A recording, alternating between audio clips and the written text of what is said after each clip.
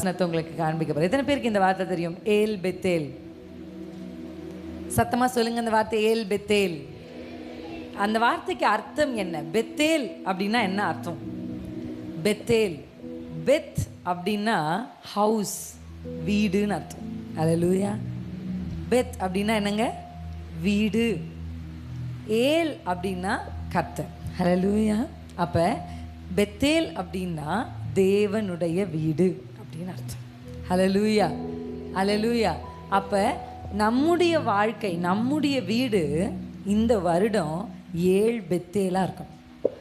Bethlehem என்ற வார்த்தையை கேள்விப்பட்டிருக்கீங்க. Bethlehem அப்படின்னா என்ன அர்த்தம்னா அப்பத்தின் வீடு அப்படின்னு அர்த்தம். அப்போ அந்த பெத் வர்ற எல்லா இடத்துலையும் நம்ம எதை புரிந்து கொள்ளலாம்னா அது வீடு, ஹவுஸ் அப்படின்னு குறிக்குது. ஸோ நம்ம இந்த வார்த்தையை உங்கள் வாழ்க்கைக்கு நேராக நான் அனுப்ப விரும்புகிறேன். உங்கள் ஒவ்வொரு வீடும், நீங்களும் உங்கள் வீடும், ஹல்லேலூயா, நானும் என் வீட்டாரும், ஒரு நானும் இருந்தால் தான் வீட்டார் பின்தொடர முடியும். ஹல்லேலூயா. நானும்னு ஒரு யோசுவா சொன்னாதான் அதற்கு பின்பாக ஒரு தலைமுறை, ஒரு குடும்பம் வர முடியும். அப்போ ஒன் சிங்கிள் பர்சன் சொல்லுங்கள், நானும். ஃபஸ்ட்டு நான். அல்லேலூயா. என் மனைவி சரியில்லைன்னு ஐயாமார் சொல்லாதீங்க ஐயா. நீங்கள் அம்மா மாருங்க, என் புருஷன் சரியில்லை சிஸ்டர் அப்படி நீங்கள் சொல்லாதீங்க. நீங்களும் ஃபஸ்ட் யூ. ஆண்டு எப்போவுமே பெரிய பெரிய எழுப்புதல், தேசங்களுக்கு ரிவைவல், அசூசா ரிவைவல், எவ்வளோ பெரிய ரிவைவல் இருந்தால் கூட அந்த ரிவைவலுக்கு கர்த்தர் முதல்ல ஒரு மனிதனை தான் பிடிக்கிறார். லட்சக்கணக்கான ஜனங்களை இஸ்ரவேலிருந்து நடத்தணும்னா ஒரு மோசையை தான் கர்த்தர் பிடிக்கிறார். அப்போ எந்த ஒரு தனி மனிதன் எழும்புகிறாரோ அந்த தனி மனிதனுக்கு பின்பாக ஒரு குடும்பம் எழும்பும். அந்த தனி மனிதனுக்கு பின்பாக பல குடும்பங்கள் எழும்பும், சமுதாயம் எழும்பும், தேசம் எழும்பும். கர்த்தர் பெரிய காரியங்களை செய்ய முடியும். எத்தனை பேர் ஆமென்னு சொல்கிறீங்க? அப்போ நானும் ஃபஸ்ட்டு என்ன ஃபோக்கஸ் பண்ணி இந்த வருஷம் என்னை மேம்படுத்தி, நான் இன்னும் பெட்டராகி, நான் இன்னும் ஜெபிச்சு, நான் இன்னும் ஆராதிச்சு, அல்லேலூயா, அடுத்தவர்களை இந்த வருஷம் பார்க்குறத ஃபஸ்ட்டு ஸ்டாப் பண்ணி என்னை மேம்படுத்தி, நான் முதல்ல சேவிக்கிறேன், அதனால என் குடும்பமும் கர்த்தரை சேவிக்குது. அதுக்கப்புறம் தான் அவர் சமுதாயத்தை பார்த்து கேட்குறார், நீங்களும் சேவிக்கிறீங்களா? நம்ம எடுத்த உடனே அடுத்த ஆள் தானே கை நீட்டுறோம். அவ குடும்பத்தை பார், இவ குடும்பத்தை பார், இவங்கள பார், அவங்கள பார். இல்லை, ஃபஸ்ட்டு விரல் நமக்கு நேராக. ஹல்லேலூயா, ஹல்லேலூயா. எத்தனை பேர் ஆமென்னு சொல்கிறீங்க? ஏல் பெத்தேல், இது வானத்தின் வாசல், ஏசையா ஆசீர்வாதத்தின் வாசல். சத்தமா, ஏல் பெத்தேல், இது வானத்தின் வாசல், ஏசையா ஆசீர்வாதத்தின் வாசல். தலை சாய்க்கும் கல் நீரையா, மூளை கல் நீரையா, நான் நம்பி தலை சாய்க்கும் கல் நீரையா, மூளை கல் நீரையா,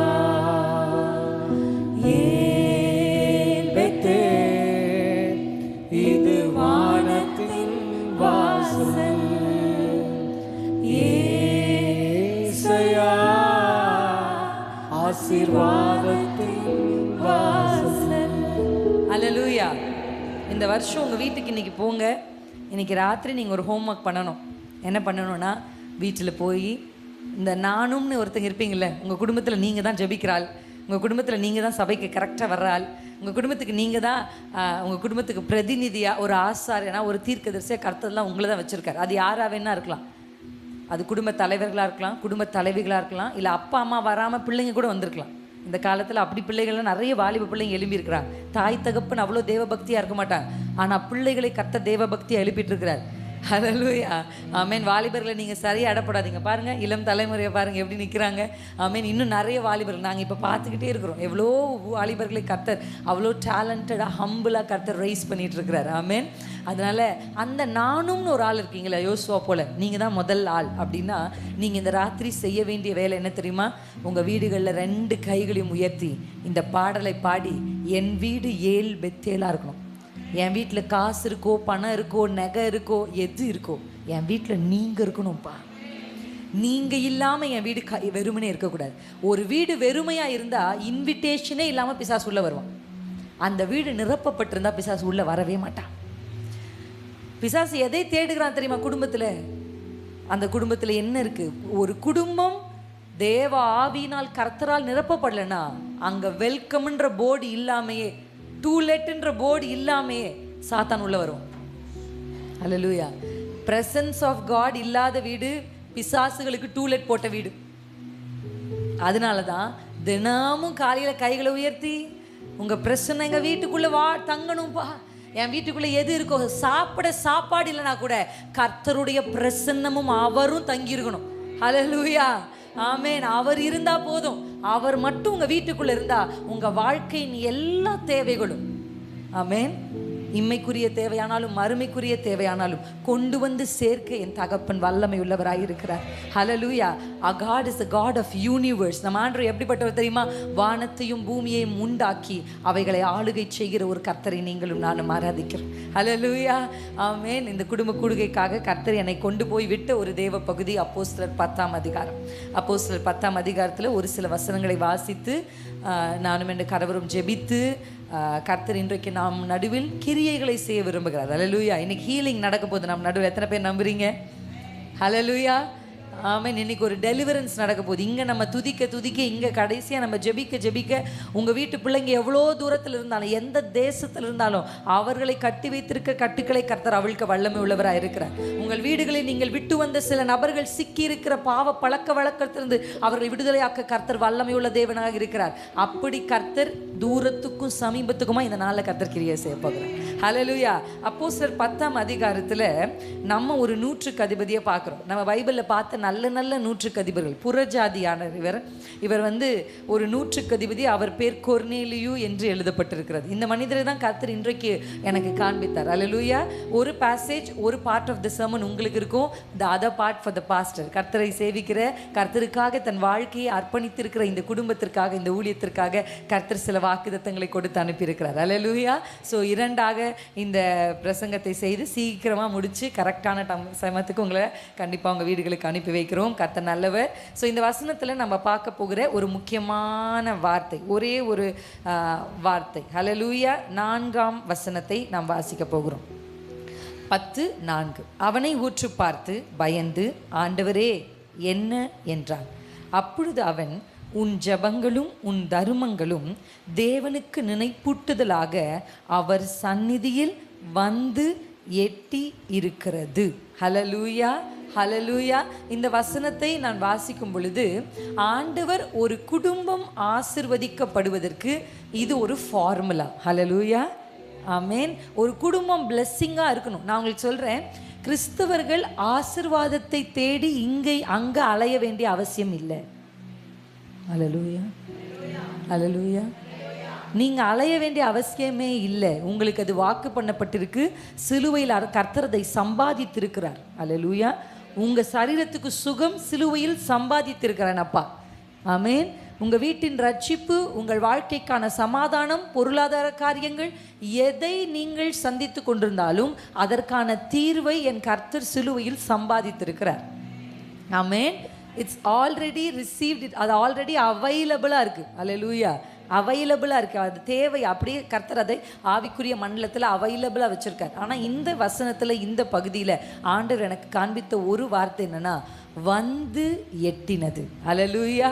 இது உங்கள் மனதில் சத்தமாக சொல்லாமல், வந்து எட்டினது. இது தேவதூதன் கொர்னேலியுவுக்கு சொன்ன வார்த்தை. ஆனால் நம்ம இதை கொஞ்சம் இப்படி மாற்றி சொல்லலாம், போய் எட்ட வேண்டும்.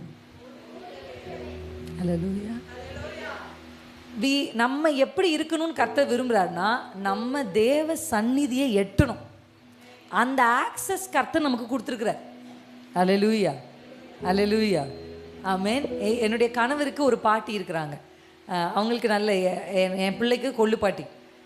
அவங்க அவங்களுடைய பிரதான வேலை என்னென்னா, இப்போயும் அவங்களுக்கு ரொம்ப வயது முதிர்ந்தானாலும் சிக்குன்னு நடப்பாங்க. நம்ம ஊரில் எல்லாம் அப்படி தான். நாகர்கோயில் எல்லாம் நல்ல சாப்பாடு. உங்களுக்கு எல்லா பாட்டிமாருங்க, ஐயாமாருங்க நல்ல திடகாத்திரமாக இருக்கீங்க. கர்த்தருக்கு ஸ்தோத்திரம்.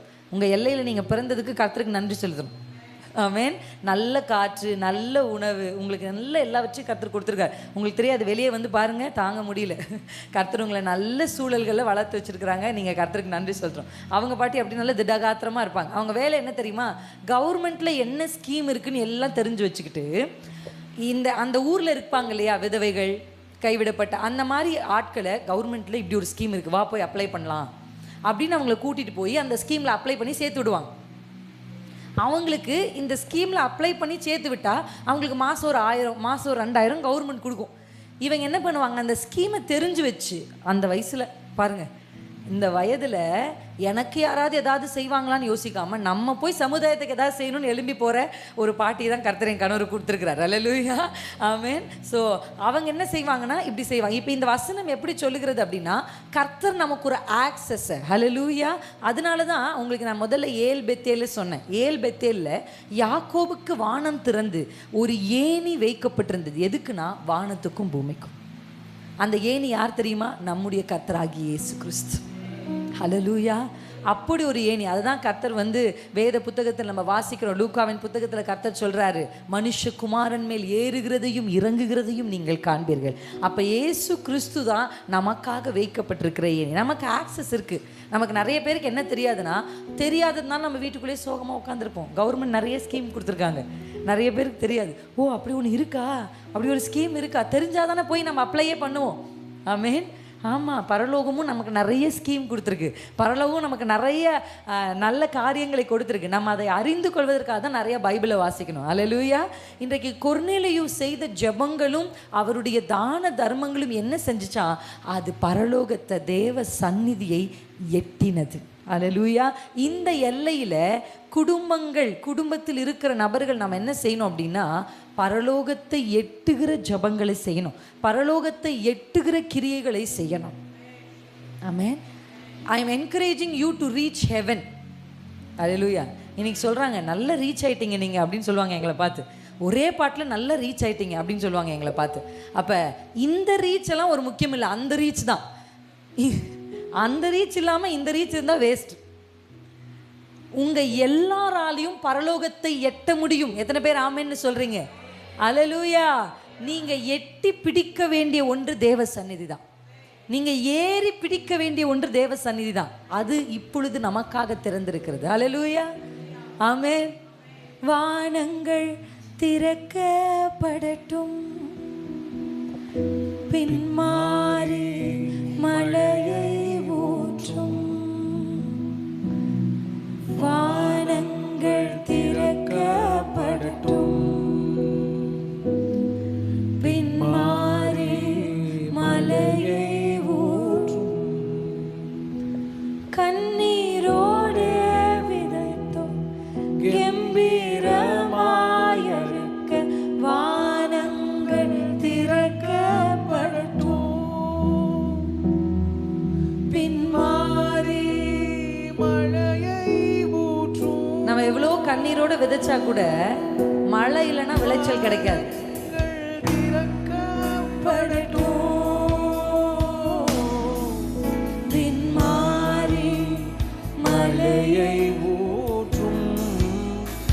அப்ப எனக்கு ஆண்டவர் சொன்னது என்னன்னா, என் ஜனங்களை உற்சாகப்படுத்தி என் சந்நிதியில் எட்டுகிற ஜபங்களை இந்த வருஷம் நீங்க செய்யணும். நீங்க ஹெவனை ரீச் பண்ணா ஹெவன் இறங்கி உங்களை ரீச் பண்ணும்.